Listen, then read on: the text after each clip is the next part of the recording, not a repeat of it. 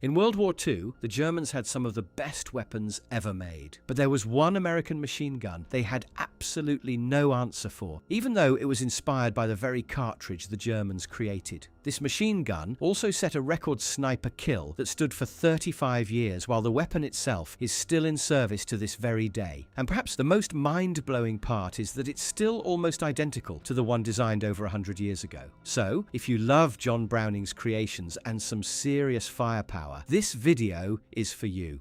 To understand the hell that the M2 Browning brings on the battlefield, you have to go back to a problem it was designed to solve. The First World War saw machine guns used in enormous numbers for the first time, but every single one of them fired the same cartridges as standard infantry rifles. That was fine for most of the targets a machine gun was expected to destroy at the time, but then armored plating started appearing on aircraft and vehicles, which protected them from rifle caliber rounds. It was obvious that armoured planes and tanks were there to stay and would only get harder to kill as technology progressed. So in 1917, the army sent out a request for a new weapon that could reliably knock out tanks and aircraft, but also be effective against anything else on the battlefield. The specifications called for a caliber of at least ½ an inch and a muzzle velocity exceeding 2,700 feet per second, which was quite a leap beyond anything in service at the time. And the request went to none other than John Browning. And if someone could make this, it was him. Browning's starting point for a new machine gun was his own M1917, a water-cooled 30 caliber machine gun with an incredible reputation for its reliability. He took that already proven design and scaled the whole thing up to handle a much larger cartridge. Now, as for the cartridge, he also took the 30-06 and scaled it up, but he also took inspiration from a captured German 13.2mm anti-tank rifle round, because they realized that it met exactly the requirements they needed. The Germans created this cartridge and basically a scaled-up standard Mauser rifle for it, while the idea was to also make a machine gun chambered for this round, although they never did it. Anyway, the eventual result was the 50 BMG, or 12.7 by 99mm. Full trials for the new prototype began exactly 1 week after World War I ended, and at first it performed pretty badly. However, through further refinement, the first production model came out, the M1921, a water-cooled heavy machine gun aimed primarily at the anti-aircraft role. The Army started testing it in other applications, and that's when the list of problems became very hard to ignore. The water-cooled version weighed somewhere around 120 pounds when filled with water, while the air-cooled variant was 84. With a 44-pound tripod, the total ground setup came in between 130 and 170 pounds before you counted a single round of ammunition.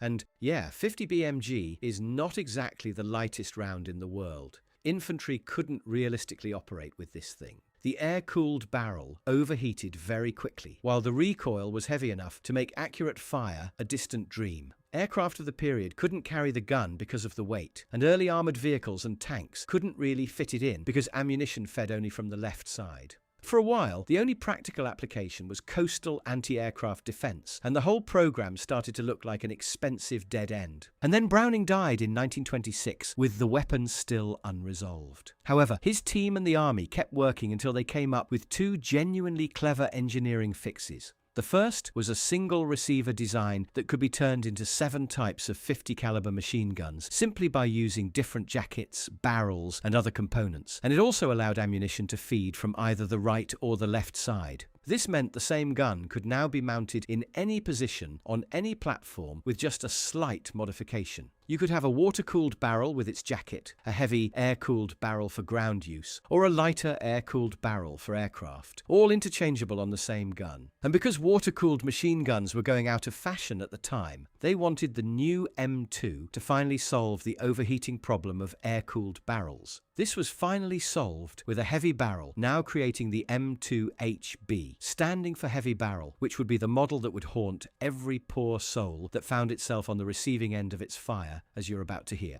So now this thing weighed 84 pounds, fired somewhere between 450 and 575 rounds per minute, and had an effective range exceeding 2,000 yards. It operates on the short recoil principle, which means when a round fires, the barrel and bolt start locked together and travel rearward. That keeps the cartridge case fully supported, while chamber pressure is still at its peak, and it prevents the case from breaking during extraction. After about 10 millimeters of travel, the barrel stops, while the bolt continues rearward on its own, pulling out the spent case and ejecting it, and that rearward movement compresses the recoil spring, which then drives the bolt forward again, strips a new round from the disintegrating link belt, chambers it, and fires. The whole cycle repeats for as long as the trigger is held. It's not a complicated idea, but doing it reliably at scale, with a round this powerful, was the engineering challenge that Browning and his team wrestled with. And finally getting everything to work right had taken the better part of 2 decades. As for the 50 BMG cartridge, just take a look at its characteristics before we go into what it did in combat. It delivers between 10,000 and 15,000 foot-pounds of energy at the muzzle, which is roughly 4 times what a 30-06 does. Compared to the 8mm Mauser round that the German MG42 would later fire, and essentially any other infantry weapon of the period, you're looking at 5 to 10 times more energy. At 100 yards, it could go through about an inch of hardened steel armor, and you're not going to be safe behind a wall either, but you'll hear more of that in a bit. However, in the years before the Second World War, when the M2 was about to make its name, no one really knew how this thing could or should be used, other than fixed anti-aircraft defense. Before 1933, there were just 990 M2 machine guns in service, while the 30 caliber machine gun remained the workhorse.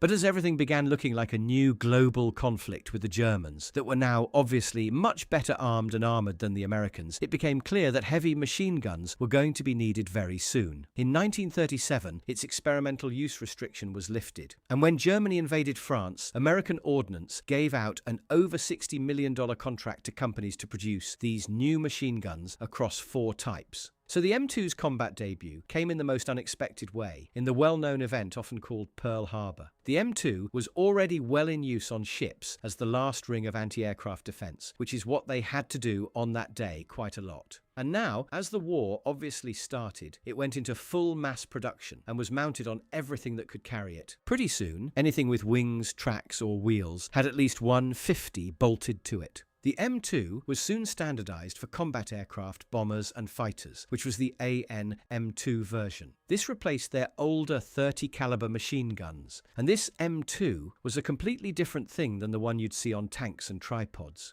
They had a shorter and thinner barrel to save weight, and they could do that without the problems of overheating that the guys on the ground had, because the plane goes at high speed through freezing air at high altitude, which handles the cooling. But the real thing here is its rate of fire. While the ground version had around 500 rounds per minute, these aircraft versions had over 850 and up to 1200, which brings it pretty much into the MG42 neighborhood when we speak about the rate of fire. And now, with a much larger and more powerful round. That's because an enemy fighter crossing your path, or a target on the ground you're strafing, while traveling at several hundred miles per hour, gives you just a second or two of time to fire while it's in your sights. So you need as many rounds in the air as possible during that short time, and that is why they had such a tuned up rate of fire, plus several machine guns to multiply that number. Fighters had up to 850 caliber machine guns, like the P-47 Thunderbolt, but they usually had 6, like the Mustang, the Hellcat, the Corsair, and other fighters.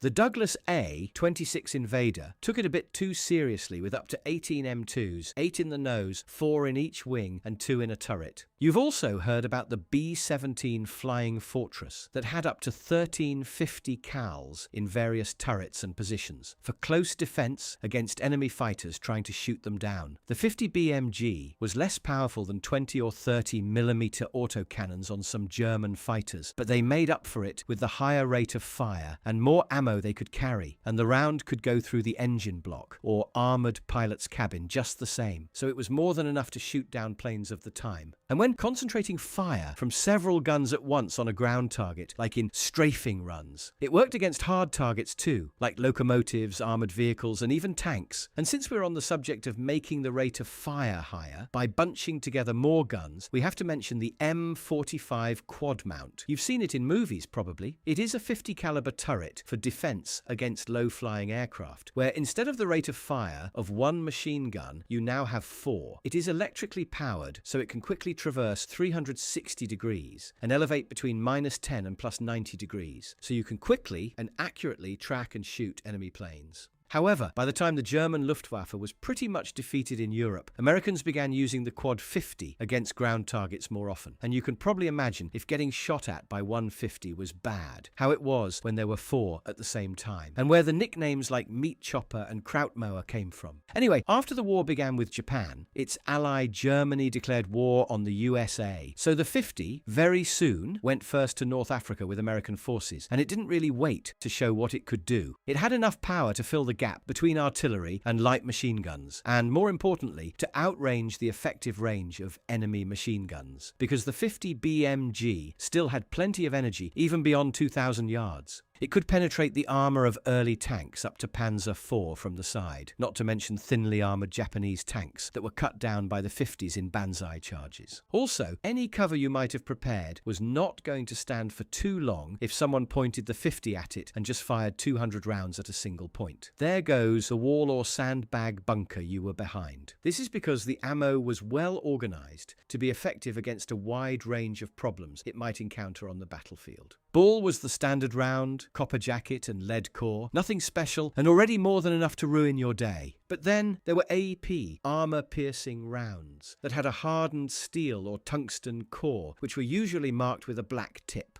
They could go through almost an inch of hardened steel armor plate at closer range, which is what might destroy the lighter armored tanks and vehicles. There were API, armor-piercing incendiary, which added an incendiary compound to ignite anything flammable once it penetrated the armor. APIT is the same thing, just with the tracer in the back, so the gunner could see where the rounds were landing and adjust fire. They were useful for fighters in their dogfights, but also in the anti-aircraft role. And what gave it the real effectiveness on the battlefield is loading the belt with all these rounds combined, so you have all those capabilities within one burst. The most common combination was about every 5th round to be armor-piercing incendiary tracer, with the rounds in between being the standard ball or armor-piercing rounds. And to make everything worse for the Germans and their fellow allies, the Americans had 50s literally everywhere. Just in World War II, there were just under 2 million produced. So every half-track, tank destroyer, armoured car, landing craft and even jeeps had at least one heavy machine gun on it, and always plenty of ammo, which the Germans couldn't say for themselves. They didn't have heavy machine guns at all, besides the 13mm machine gun they had on their fighters. But unlike the M2 Browning, it was only specified for that role and was never used in a ground configuration. They used their general-purpose machine guns, which was pretty much the concept they created. They had the MG 34 and 42 as the main workhorses, and if they mounted them on a Lafette tripod, it was considered a heavy machine gun setup.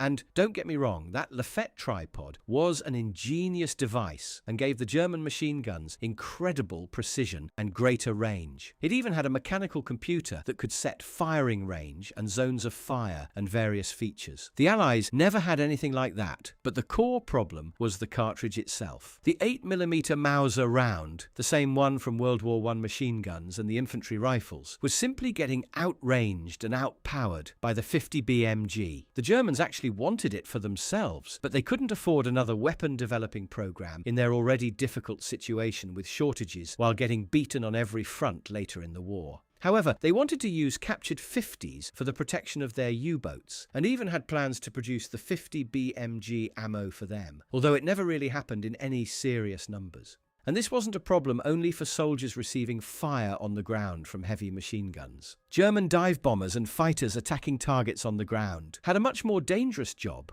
when every vehicle had an M2 facing upward. Sherman tanks had it mounted on the back of the turret, as it couldn't be aimed at the sky from inside the hatch. So it was operated by a soldier standing on the engine deck, which did make him really exposed to enemy fire, but he could point his 50 anywhere he wanted. American tankers had developed that recon by fire technique, and the 50 came in handy here once again to check whether someone was hiding in that bush or building. And without wasting shells from the main gun, they would fire a short burst into suspicious things, to either provoke fire if someone was hiding there, or, well, to leave them hiding just now dead. Okay, so we told you what the 50 could do to the armor and fortifications, but what about its effect on the human body? Now let me explain it in a slightly fancy way so I can feel smart and you can make fun of me in the comments later if I got something wrong. According to wound ballistics research, projectile velocity above 2,000 feet per second is the threshold for high-energy tissue destruction, and the 50 BMG leaves the barrel at some 2,900 feet per second, which means it's almost 50% above that threshold. Because it is half an inch wide, it produces a much bigger wound channel logically, and it compresses flesh around it, transferring its energy and creating that hydraulic shock effect. That is when the tissue is pushed violently outward as the round passes, and then it snaps back. It happens with every round. Just with the 50 BMG, it is much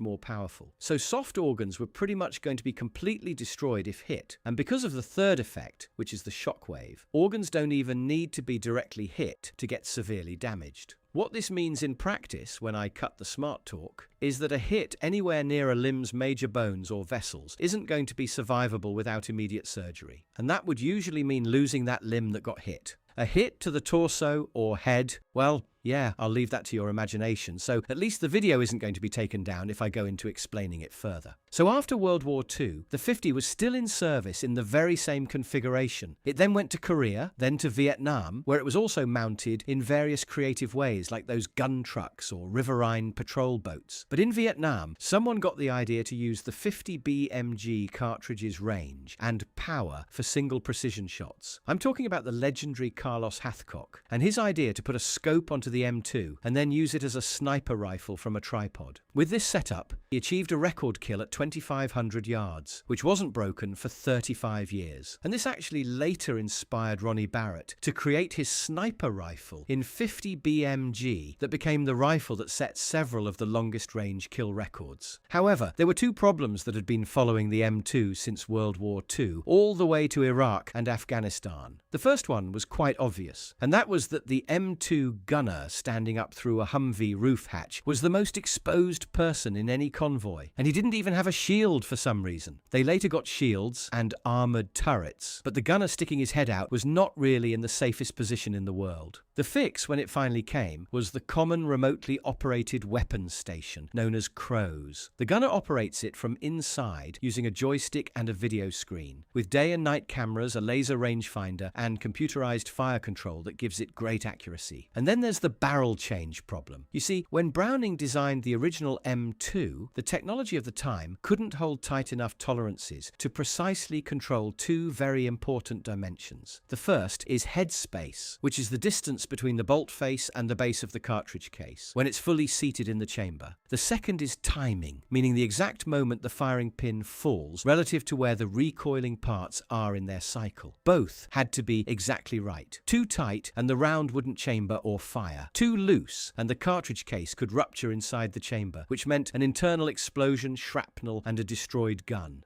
Browning's solution was to make both adjustable by the operator, which solved the manufacturing problem and created a different problem that lasted for 80 years. Every time a gunner changed barrels, they had to manually reset headspace and timing using a specialized gauge, screwing the barrel in or out by specific click increments. Under controlled conditions, with a trained gunner taking their time, it worked. Under fire, with hot metal, incoming rounds, and a stressed 19-year-old doing it in the dark. The situation was a bit different, however. A common shortcut was to assume the click count that had worked on the last barrel would work on the replacement and just mount it without checking. Sometimes that was fine. Sometimes it ended with a ruptured case and someone eating shrapnel. The M2A1 arrived in 2010 and it finally fixed this problem. Headspace and timing are now factory set permanently into each barrel. So to change it, the gunner simply retracts the charging handle slightly, rotates the barrel using its carrying handle and slides it out. The new barrel goes in, locks into the J slot, and the gun is ready. Other than that, the M2 Browning is still pretty much the same weapon. Around 100 countries still use it today, and nothing looks like it's going to change anytime soon. Like, for example, serial number 324, which means the 324th M2 ever produced, was taken out of service in 2015 after 94 years of active use. And if that doesn't tell you everything you need to know about it,